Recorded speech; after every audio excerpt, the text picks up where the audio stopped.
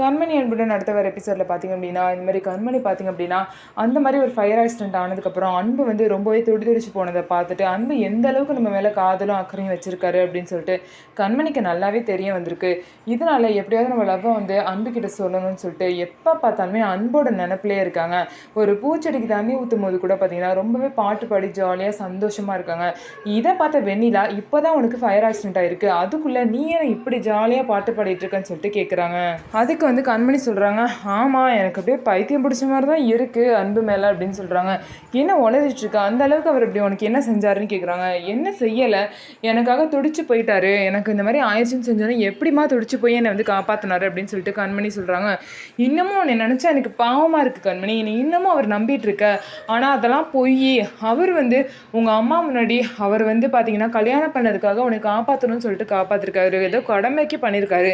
நீ வந்து அதை வந்து காதல் பாசம் அப்படின்னு நினச்சி ஏமாந்துட்டுருக்கன்னு சொல்லிட்டு இன்னமும் வெண்ணிலா பார்த்தீங்கன்னா கண்மணியை பைத்தியக்காரி மாதிரி ஆக்கிட்டு இருக்காங்க. ஆனால் கண்மணி பார்த்தீங்கன்னா அவங்களோட காதலில் ரொம்பவே ஸ்ட்ராங்காக தான் இருக்காங்க. ஸோ இதுக்கப்புறம் என்ன நடக்க போகுது, வெண்ணிலாவோட ட்ரூ கலரை கண்மணி புரிஞ்சு பார்க்கலான்னு சொல்லிட்டு வெயிட் பண்ணி பார்க்கலாம். நம்ம வீடியோ உங்களுக்கு பிடிச்சிருந்தா நம்ம வீடியோவை லைக் பண்ணிக்கோங்க, மறக்காமல் நம்மளோட சேனலில் சப்ஸ்கிரைப் பண்ணிவிட்டு பாருங்கள்.